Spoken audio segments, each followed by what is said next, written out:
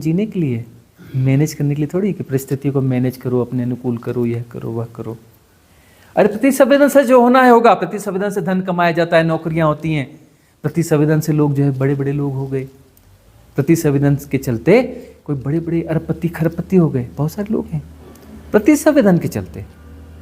कोई लोग दौड़ से बनते, कई लोग प्रति संवेदन से बनते हैं। और उन्होंने जीवन को जिया भी, मजे से जिया। हाँ, राजा जनक प्रति संवेदन के परम उदाहरण, प्रति संवेदन से जिए। कितनी इन्फ्लुएंस स्ट्रीम को खुद निमंत्रित करते थे, आओ शास्त्रार्थ करो, अपने अपने इन्फ्लुएंस यहाँ पे दिखाओ, मैं देखता हूँ किसी इन्फ्लुएंस से प्रभावित होता हूँ कि नहीं होता हूँ। हाँ ये जीत गया, गमवे दे दो, सोना मर दो, हीरे दे दो, मोती दो, जाओ राम राम।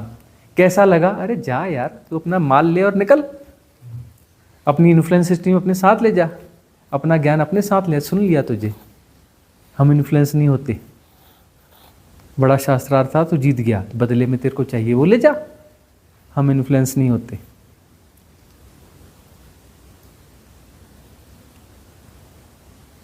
महामुनियों से इन्फ्लुएंस नहीं होते। 12 साल का बच्चा, आड़ा टेढ़ा मेढ़ा, अष्टावक्र 8 अंग से टेढ़ा मेढ़ा, गरीब ब्राह्मण बच्चा, नंगे पैर, पुरानी सी धोती पहने हुए, हाँ ऊबड़ खाबड़ ऊँट जैसा ठमक ठमक चलते हुए आता है, लोग उस पे हंसते हैं। शास्त्रार्थ चल रहा है, उसके पिता शास्त्रार्थ में बैठे हैं, महापंडित हैं, जरूरी काम आया है, वह बुलाने आया है, पिता को मैसेज देने आया सभा में।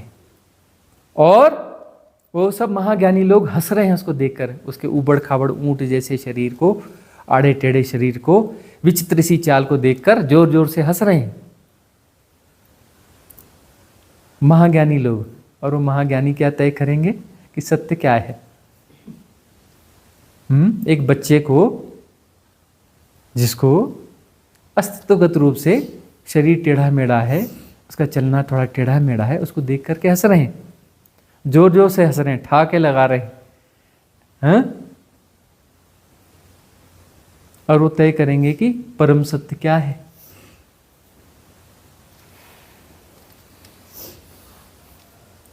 वह बच्चा जो है उनका हंसना देख करके और जोर जोर से ठाके मार के हंस पड़ा, उनसे भी ज्यादा जोर से ठाके मार के हंस पड़ा। एक व्यक्ति पूरी सभा में समझदार था, एक ही व्यक्ति समझदार था, वह था राजा जनक। उसने कहा, बेटा मुझे समझ में आता है कि ये लोग क्यों हंसे, ये अपनी धारणाओं के हिसाब से हंसे, इनकी धारणाएं ऐसी हैं। राजा जनक नहीं हंसे, सब हंसे। मुझे समझ में आता है ये लोग हंसे, पर मुझे ये जानना है बेटा, तू हंसा और इतना जोरदार ठहाका लगा के हंसा, मुझे यह समझना है। इनकी बातों में मुझे रस नहीं, इनसे मैं नहीं पूछूंगा ये क्यों हंसे। मैं ये जानना चाहता हूं कि बेटा तुम क्यों हंसे। बोलता है, राजन तुम चमारों की सभा में सत्य को तय करना चाहते हो। ये चमार तय करेंगे सत्य क्या होता है, जो चमड़ी को देखते हैं, चमड़ी के आड़े टेढ़ेपन को देखते हैं, जांच लेते हैं और जांचने के बाद निर्णय दे देते हैं, हंस लेते हैं। इस प्रकार का निर्णय देने वाले यह तय करेंगे कि सत्य क्या है। चमार लोग तय करेंगे। वो चमार चमार नहीं होते जिसे तुम चर्मकार कहते, जूते गांठते हो, तो बड़े अच्छे लोग होते हैं। वो तो तुम्हारे लिए बहुत अच्छा काम करते हो, तो धन्यवाद के पात्र हैं। तुम्हारे लिए, तुम्हारे पैरों की रक्षा करते हैं, बहुत बड़े आर्टिस्ट हैं वो तो सम्मानीय है, उनको तो सैल्यूट मिलना चाहिए, सैल्यूट बजाना चाहिए।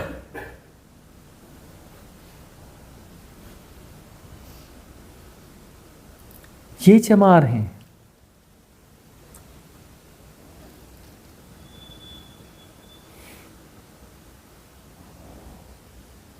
ये चमार तय करेंगे सत्य क्या होता है। और उसने पिता को मैसेज दिया और चला गया। हिल गया जनक, बाकी लोग भी सन्न हो गए, कुछ हो गए, लेकिन हिल गया जनक। उसने थोड़ी देर में सभा विसर्जित करवा दी। सबको बोले धन धान्य लो, जाओ तुम्हारा लालच इसमें है, लो और निकलो यहाँ से, खत्म करो बात, नहीं सुनने कोई शास्त्रास्त्र शास्त्र, रहने दो, हटाओ। चुप गई बात।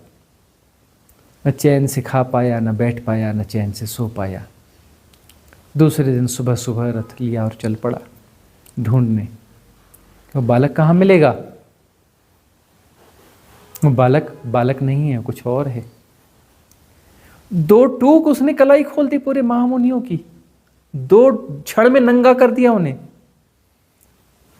2 क्षण में नंगा कर दिया, बता दिया मैं किससे सत्य ढूंढने की कोशिश कर रहा हूं, किन किन गधों से, चमारों से जो है सत्य के निर्णय करवा रहा हूं, उनसे उनकी एक्सरसाइज से मैं सत्य ढूंढने की कोशिश कर रहा हूं।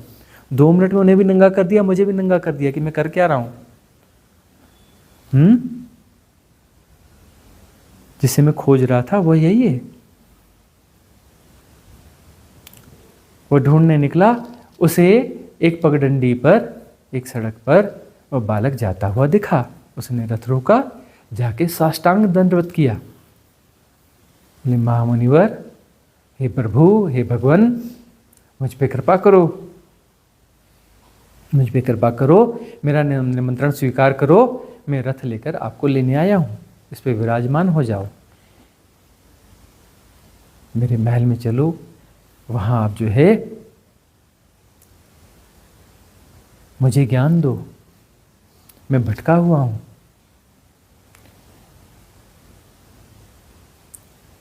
मैं मुमुक्षु हूं, पिपासु हूं और भटक रहा हूं। मुझे आपकी तलाश थी, आपकी तलाश में ही मैं यह सब उल्टे सीधे प्रपंच कर रहा था, ढूंढ रहा था, अभी तक कोई मिला नहीं। अब आप मुझे मिल गए हो, मुझे स्वीकार करो, मैं आपके चरण कहता हूं, मुझे स्वीकार करो, मुझे अस्वीकार मत करना।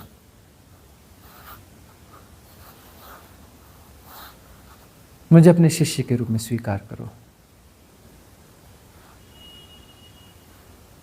और आग्रहपूर्वक उस बालक को अपने महल में ले आए, उन्हें अपने सिंहासन पे बिठाला, जो राजा का सिंहासन था उस पे बिठाला, चरण धोए, अपने हाथ से चरण धोए, नमन किया, आवभगत करी और कहा भगवान कृपा करें, मेरा पथ प्रदर्शन करें। और तब राजा जनक ने उनसे जो निवेदन किया, जो उनकी मुमुक्षा थी, जो उनकी क्वालिटी थी, उस क्वालिटी से ही गुरु पैदा होता है। शिष्य की क्वालिटी गुरु की क्वालिटी तय करती है, मतलब डिलीवरी उससे तय होती है। कहने का अर्थ यह है, डिलीवरी कैसे तय होती है, डिलीवरी की क्वालिटी कैसे तय होती है, शिष्यों से तय होती है। शिष्य ऑर्डिनरी शिष्य होगा, ऑर्डिनरी क्वेश्चन होंगे तो ऑर्डिनरी डिलीवरी आएगी। शिष्य मुमुक्षु होगा, बहुत गहरा होगा, तब जो है डिलीवरी वैसी आएगी। हम जो बोलते हैं यह तुम लोग तय करते हो, तुम्हारी मौजूदगी तय करती है कि कैसी डिलीवरी आएगी। लोग कहते हैं कि पिछली रिट्रीट से इस रिट्रीट की डिलीवरी बहुत हाई है। मामला क्या है? मामला यह है हम में नहीं है, जो आए हैं साधक उनमें है, उनकी क्वालिटीज अच्छी हैं, उनकी मुमुक्षा ज़्यादा तगड़ी है।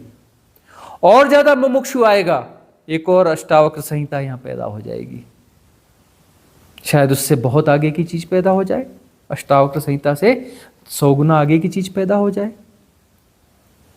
वैसा मुमुक्षु आएगा तो वह भी डिलीवरी आ जाएगी, यहीं आएगी, यह उस पर तय करता है। तो लोग कहते हैं कि डिलीवरी बहुत हाई है। बहुत सारे लोग कहते हैं सब सिर के ऊपर से जा रहा है, पूरा सिर के ऊपर से जा रहा है। मैं कहा तुम्हारे सिर के ऊपर से जा रहा है, तुम अपनी साधना ठीक करो, साधना से अपनी ऊंचाई बढ़ाओ, तुम्हारा सिर उस लेवल पे ले आओ। या फिर बहुत सारे ऐसे लोग हैं उन तक ये बात पहुंच जाएगी, अपने आप पहुंचेंगे वो वहां तक, उन तक ये बात पहुंचेगी।